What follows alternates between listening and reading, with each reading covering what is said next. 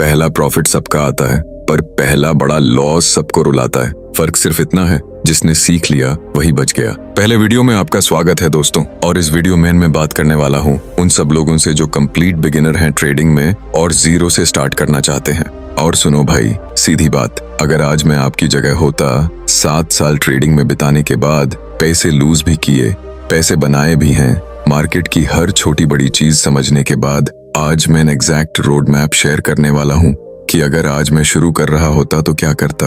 और हाँ, एक चीज याद रखना, जो टाइम मुझे 10 साल लगा सीखने में, शायद आप उसको कम टाइम में सीख पाओ। बस क्योंकि आपके पास क्लियर डायरेक्शन होगी, उतनी ही मिस्टेक्स दोबारा रिपीट नहीं होंगी। तो चलो शुरू करते हैं। ध्यान से सुनो, ये रियल एक्सपीरियंस है, कोई थ्योरी नहीं।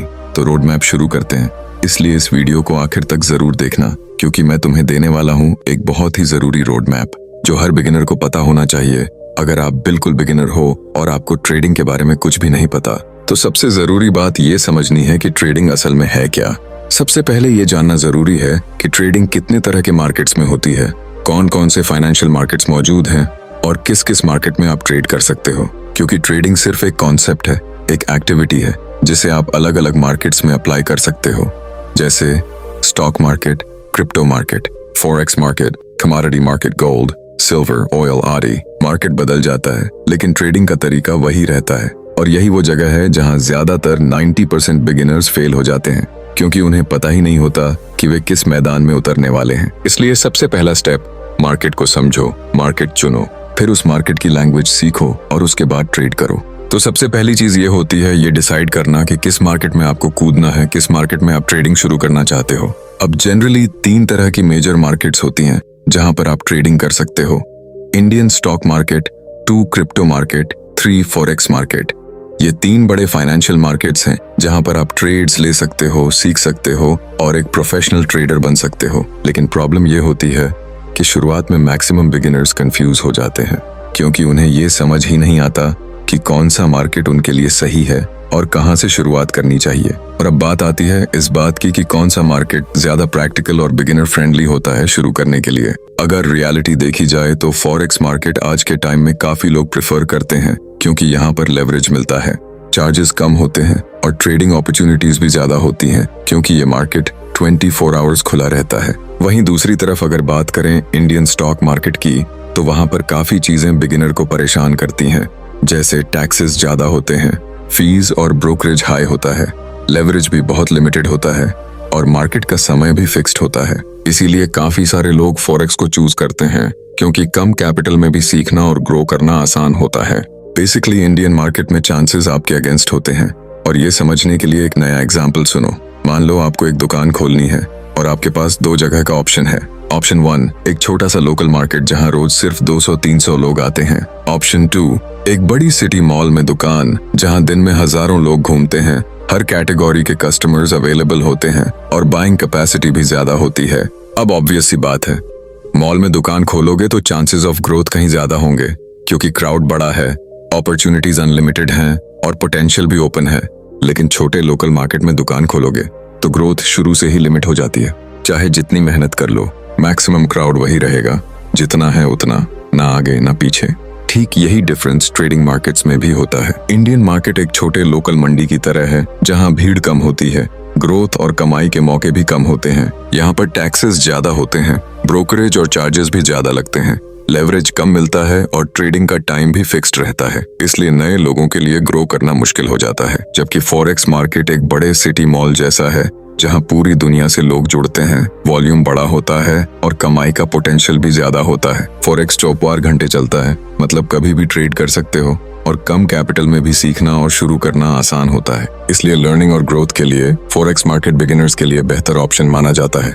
7 साल की मेरी ट्रेडिंग जर्नी में मुझे ये समझ आया कि फॉरेक्स मार्केट बाकी सारे मार्केट से काफी बेहतर है, और इसी वजह से मैंने फॉरेक्स में शिफ्ट किया। अब जब आपने डिसाइड कर लिया कि आपको किस मार्केट में ट्रेड करना है, तो आता है सेकंड स्टेप, यानी अपने ट्रेडिंग प्लेटफॉर्म और ब्रोकर को चुनना। ब्रोकर होता क्या है? ब्रोकर बेसिकली एक कंपनी होती है, एक ऑर्गेनाइजेशन जो आपकी ट्रेडिंग को आसान बनाती है, मतलब आपके बाय और सेल ऑर्डर्स को एग्जीक्यूट करवाती है। जैसे एग्जांपल के तौर पर, अगर मुझे आज गोल्ड में ट्रेड लेना है और मैं गोल्ड बाय करना चाहता हूँ, तो भाई मुझे गोल्ड सेल कौन करेगा? यही काम ब्रोकर कराता है। वो मार्केट में सेलर से मुझे कनेक्ट करता है और डील कंप्लीट करवाता है, क्योंकि अगर मुझे गोल्ड खरीदना है तो किसी ना किसी को मुझे गोल्ड बेचना पड़ेगा, राइट? और ब्रोकर वही रोल प्ले करता है। ब्रोकर मेरे और सेलर के बीच खड़ा रहता है। सेलर को गोल्ड बेचना है, वह जाएगा ब्रोकर के पास। मुझे गोल्ड खरीदना है, मैं जाऊंगा ब्रोकर के पास, और ब्रोकर इस पूरी ट्रांजैक्शन को करवाता है, जिसके लिए वह बायर और सेलर दोनों से एक छोटी सी फर्स्ट चार्ज करता है। यही होता है ब्रोकर का काम। ब्रोकर आपकी ट्रेडिंग जर्नी में बहुत इंपॉर्टेंट रोल प्ले करता है, क्योंकि अगर आपने गलत ब्रोकर चुन लिया तो आपकी पूरी जर्नी खराब हो सकती है और रास्ता लंबा और मुश्किल बन सकता है। लेकिन सही ब्रोकर चुन लिया तो जर्नी इजी और स्मूथ हो जाती है। मान लो भाई, आज आपने फॉरेक्स मार्केट में 2 लाख रुपए से ट्रेडिंग शुरू की।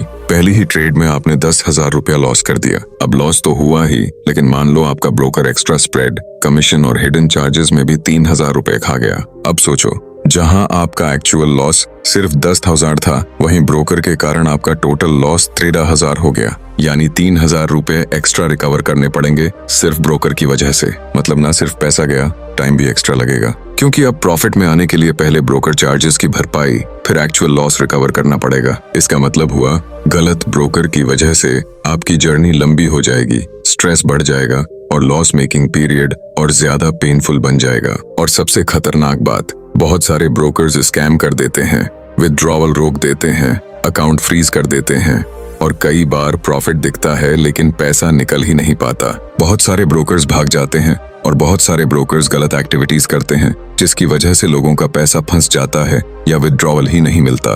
तो ये चीज बहुत इंपॉर्टेंट है। आप दुनिया के सबसे अच्छे ट्रेडर क्यों ना बन जाओ, लेकिन अगर आपका ब्रोकर ही पैसे लेकर भाग गया तो सब बेकार है। प्रॉफिट दिखेगा स्क्रीन पर हाथ में पैसा आएगा ही नहीं, तो फायदा क्या? इसीलिए ब्रोकर आपकी जर्नी में सबसे ज्यादा इंपॉर्टेंट रोल प्ले करता है। सो मेक श्योर कि आप सही रिसर्च करो, जानो कि आपका ब्रोकर लीगल है या नहीं, रेगुलेटेड है या नहीं, और जेन्युइन और ट्रस्टेड है या नहीं। क्योंकि भाई सच बताऊं, आजकल 20-25 लाख में कोई भी आदमी ब्रोकर कंपनी खोल सकता है, एक ऑफिस बना सकता है, वेबसाइट बना सकता है और लोगों से पैसे ले सकता है। इतना आसान है स्कैम करना, और यही वजह है कि मार्केट में आजकल इतने ज्यादा स्कैम्स हो रहे हैं। इसलिए थोड़ा सावधान रहना बहुत जरूरी है। अब आता है point number 3, trading platform. Market में सीन थोड़ा अलग है। यहाँ आपको ट्रेडिंग प्लेटफॉर्म भी चूज करना होता है और ब्रोकर भी चूज करना होता है। नॉर्मली क्या होता है, बहुत सारे ट्रेडिंग प्लेटफॉर्म्स ब्रोकर्स से कनेक्टेड होते हैं। ब्रोकर बैक एंड पर होता है, जो आपकी बाइंग, सेलिंग और ट्रांजैक्शंस को हैंडल करता है, और फ्रंट एंड पर होता है ट्रेडिंग प्लेटफॉर्म, जहां आप एक्चुअल में चार्ट देखते हो,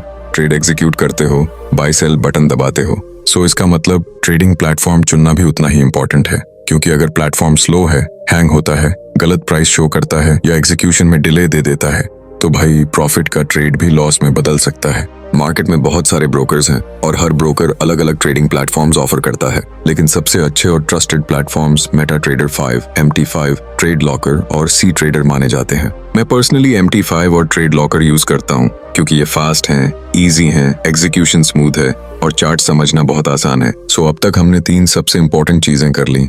मार्केट चूज कर ली, ब्रोकर चूज कर लिया, ट्रेडिंग प्लेटफॉर्म भी चूज कर लिया। मतलब अब ट्रेड करने के लिए हम रेडी हैं। लेकिन सिर्फ इतना काफी नहीं है, अब हमें चाहिए एक सही ट्रेडिंग स्ट्रैटेजी बनाने के लिए सबसे पहले ट्रेडिंग सीखनी पड़ेगी, और लर्निंग में ये समझना बहुत जरूरी है कि किस चीज पर फोकस करना है और किससे दूर रहना है। अगर आप आज मुझसे पूछो कि 6 साल के एक्सपीरियंस के बाद ट्रेडिंग में सबसे इंपॉर्टेंट कॉन्सेप्ट क्या है, तो रिस्क मैनेजमेंट के बाद सबसे ज्यादा इंपॉर्टेंट चीज है लिक्विडिटी। क्यों? क्योंकि अगर आपको ये पता चल गया कि मार्केट में लिक्विडिटी कहाँ पड़ी है, तो आपको ये भी समझ आ जाएगा कि बिग प्लेयर्स यानी बड़े इन्वेस्टर्स और इंस्टीट्यूशंस मार्केट को किस डायरेक्शन में ले जाएंगे। और भाई जब ये समझ आ गया तो ट्रेडिंग एक गेस गेम नहीं, बल्कि स्मार्ट कैलकुलेटेड डिसीजन बन जाती है, और यही चीज आपकी ट्रेडिंग जर्नी को कंप्लीटली बदल देती है। आज की तारीख में मेरी नजर में ट्रेडिंग का सबसे इंपॉर्टेंट कॉन्सेप्ट है लिक्विडिटी। अगर आपने लिक्विडिटी रीड करना सीख लिया और चार्ट समझना सीख लिया, तो सच में बाकी चीजें इतनी मैटर नहीं करती। हाँ, कुछ बेसिक कॉन्सेप्ट्स जरूर जरूरी हैं, जैसे support, resistance, trend lines, volume, strength और कैंडलस्टिक की मोमेंटम। मैं पर्सनली मानता हूं कि चार्ट पैटर्न्स और कैंडलस्टिक पैटर्न्स उतने इंपॉर्टेंट नहीं है, लेकिन सपोर्ट, रेजिस्टेंस और ट्रेंड लाइंस समझना बहुत जरूरी है, क्योंकि इन्हीं से आप लिक्विडिटी को आइडेंटिफाई कर पाते हो। ये सारी टेक्निकल चीजें आपको सीखनी चाहिए, पर ध्यान रहे भाई, ओवर नॉलेज मैट ले लेना। जब लोग ट्रेडिंग शुरू करते हैं तो बहुत ज्यादा पढ़ाई, रिसर्च और बुक्स में डूब जाते हैं, और मैं भी यही गलती कर चुका हूँ। मैंने बहुत सारी बुक्स पढ़ी,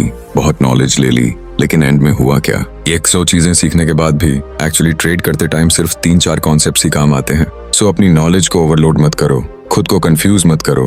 अगर आज मैं फिर से जीरो से स्टार्ट करता तो मैं सिर्फ यही 3-4 चीजें सीखता: liquidity, support resistance, trend lines, volume candle momentum. अब एक बात हमेशा याद रखना, अगर बैक टेस्टिंग में आपका विन रेट 75%, 78% आ रहा है तो रियल मार्केट में वो सीधा 55%, 60% तक गिर सकता है, क्योंकि रियल मार्केट में emotions, news, spreads, errors, slippage, psychology, ये सब चीजें आ जाती हैं और ये हर ट्रेडर को असर करती हैं, चाहे छोटा हो या बड़ा। इसलिए जब भी आप स्ट्रेटेजी बैक टेस्ट करो तो कोशिश करो कि आपका विन रेट कम से कम 75% हो, ताकि इवन अगर रियल मार्केट में 15-20% गिर भी जाए तो भी आपका फाइनल विन रेट 55%, 60% रहेगा, जो ट्रेडिंग में बहुत सॉलिड परफॉर्मेंस माना जाता है। और जब बैक टेस्टिंग पूरा हो जाए तभी स्ट्रेटेजी लाइव ट्रेडिंग पर ले जाओ, सीधे पैसा डालकर मैट कूदो।